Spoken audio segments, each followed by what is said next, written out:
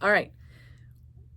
I'm going to quickly attempt to go through the second review of the mask.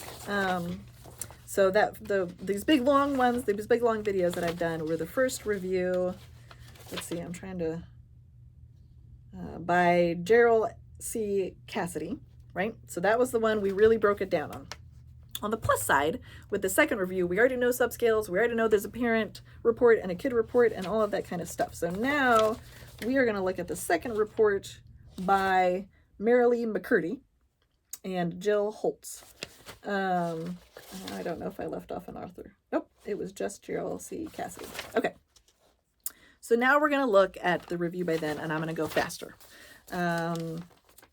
But if you're still having trouble, maybe go through this one with me and see if you can think of the answers before I say them. I'll try to pause. Okay. I'm going to skim a little bit because I'm only focusing on reliability and validity. Description, it's not going to talk about it there, so I'm skipping unless I really want to understand how the measure works, but I already know because I've already figured out what I need to know about the measure for reliability and validity. Development, that's where they're going to talk about the norming and stuff. I already know about that. I'm good. I know about the mask 2. I know about the SR and the P. All right, technical. There's my section, technical. All right, standardization. Fine, I'm not going to worry about standardization. Sorry, I got distracted by a series of ANCOVAs and MANCOVAs. Oh boy, just ignore that. You don't worry about that. You're good. Okay. Hey, they got a whole section, reliability. What? Excellent. Okay. Overall, that's good. That's we're looking for that. Overall, the mask 2, both parent and kid, exhibit strong internal consistency. Great. Strong internal consistency. Internal consistency is internal reliability. That is what I'm looking for. Coefficient alpha. So that's the correlation coefficient that they use to report reliability. For the total score is 0.92 for the mask 2 SR normative sample. I can see where it's a lot. It's a lot of words. Seriously, take a piece of paper, write it down. Mask 2 total reliability, total internal reliability, total IR equals 0.92, right? For the normative sample. Median alpha value, okay, so that's the same, the alpha, the correlation, alpha value, that's what it's telling us. Median alpha value for scales and subscales is 0.79. So when you look at this is where it gets a little complicated. I'm trying to decide how much you actually need to know in order to get this.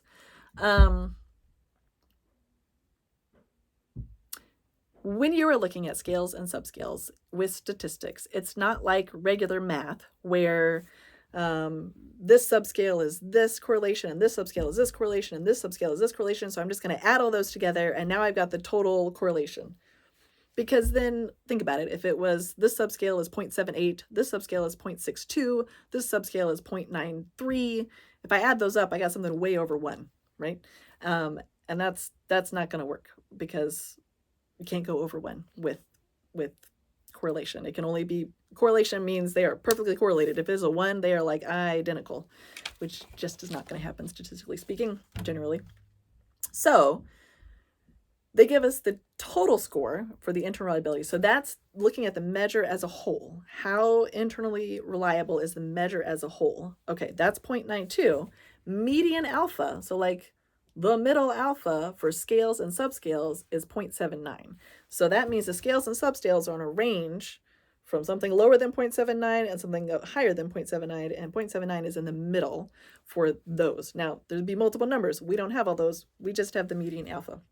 If I'm reporting this for our assignment, I'm looking at the 0.92. I just want the total one. We're good. And 0.89 for the mask 2P. And this is what the other people had said. They didn't give us the scales and subscales, but we have the 0.92 and the 0.89, right? I know that. This says median alpha again. I'm going to ignore that, blah, blah, blah. Okay, for the anxiety disorder sample, that's our clinical sample, a subset of the clinical sample. Okay, so it's not the clinical sample, it's the subset of the clinical sample. Coefficient alpha, reliability, internal reliability, is 0.95 for the MAS2SR. I'm going to ignore the median alpha for scales and subscales again, don't need it.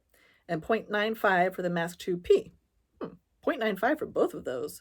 For the anxiety disorder sample, that's That's pretty dang good. I'm pretty impressed by that. Okay. Alpha values, same. That alpha values means the correlation coefficient, the internal reliability, same. It's different words for the same thing. Alpha values for the GAD index, general anxiety disorder, 0.72 for the MASC2 and 0.66 for the MASC2P are lower than alpha values for other domains. All right, so this one broke it down for us a little bit more. We've got the overall reliability, overall internal reliability for the total measure. That's what I care about. The 0.89 for the parent, 0.92 for the kid. All right, and then they tell us anxiety disorder sample of the clinical subsample. Sorry, the anxiety disorder subsample of the clinical sample. There we go. Is 0.95 for the kids and 0.95 for the parents, which is really, really good. But then they tell us the numbers for the GAD index, not as good. They're lower than alpha domains for other domains. So the other domains that they're talking about are those subscales that we're looking at, right? And so we know that the reliability for GAD, for evaluating that, not as good, 0.66 to 0.72. So that's not going to be as accurate. That's what we just learned. That's what it's telling us. For purposes of this assignment, I think they're looking for the overall internal reliability. If you want to go above and beyond, you can talk about the internal reliability for the GAD index, etc. Also, that may be something to consider for like the strengths and limitations. If you're evaluating for generalized anxiety disorder, this may not be the best one to use. Maybe there's a better measure out there. That's how to apply that information. That's what to do with that information. That's what that tells us. Okay. Good temporal stability, for heaven's sakes. Why did they have to use words like that? That means over time, temporal stability. So the attest, retest reliability, right? Talks about how they did it, gives us the numbers. Great. That's what we learned previously. Sorry, I'm going fast. Validity. Discriminate to, I've talked too much now, I'm all blah, blah. To demonstrate evidence of discriminant validity, diagnostic information from use was obtained. Okay, and then they use big words. ANCOVA and MANCOVA were conducted to investigate whether scores on the MASC2 could distinguish between the general population and clinical groups. Actually, the wording of that, makes more sense to me. So they're saying, can the MASC2 figure out, who's in the clinical sample and who's in the general population? Is it good at that? I don't know. Let's find out. Results indicated that the MASC2 scale scores differentiate between use diagnosed with anxiety disorder and the general population of use. Okay. Sorry, this is my third cat. I have 3 cats, Ranger, Pokey, and Maya. And Maya will claw me if I don't get her up here. Not in a nice way. She just claws on my jeans until I pick her up because she's old and cantankerous. She doesn't try to hurt me, though. She's very sweet. All right, where were we? Results, differentiated. Also, the MASC2 anxiety scores, scale scores, separation, for example. So those are some of those different subsamples, differentiated among groups of youth with different anxiety disorders. Honestly, my brain is kind of fried at this point, so I'm like, okay, I'm going to call that close enough. I'm sorry, my cat is like right there. All right, and then it says, the MASC2 also demonstrates evidence of convergent validity. All right, we learned this before. Convergent validity means that it's lining up with other measures that are supposed to measure the same thing. Beck anxiety inventory. Hold on. Oh, it gives us the score. Yes. So now we don't have to go find it somewhere else. Total scores were found to be moderately correlated. R, so if you look on the cheat sheet that I can't get because my cat is sitting on it, R represents the correlation coefficient. So R equals 0.73. That's the correlation. That's the number you're looking for. So it related moderately to the Beck anxiety, 0.73. There's our number. So that's good.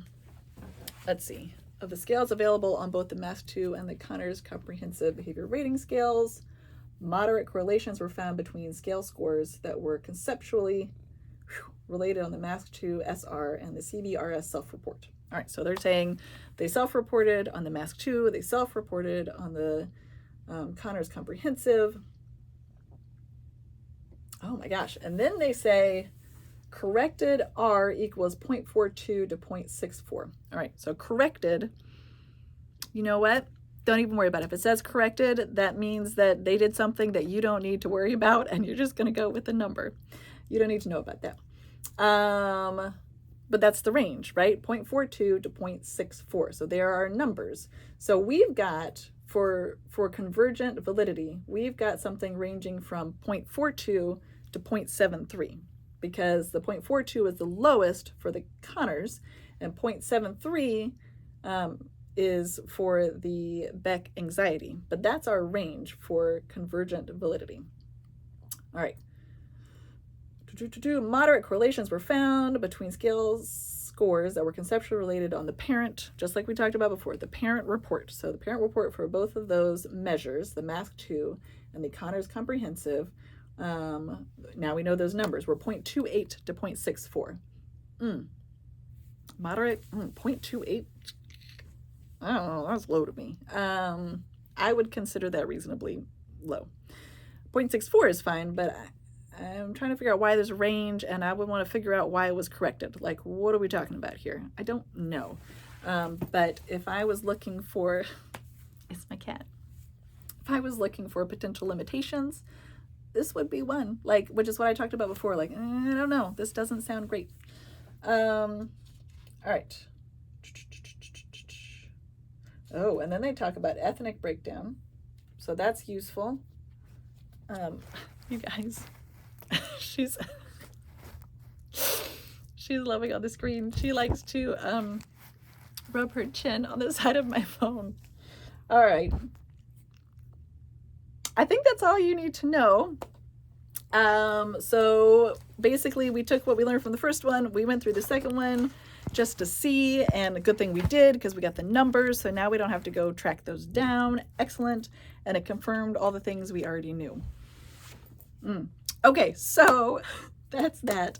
I'm gonna go. Let me know if you have questions. I will try to answer them. I may try to later record one more video about strengths and weaknesses. Actually, maybe I'll just do that right now. I think that I will. Okay, all right. Hang in there. You're doing awesome.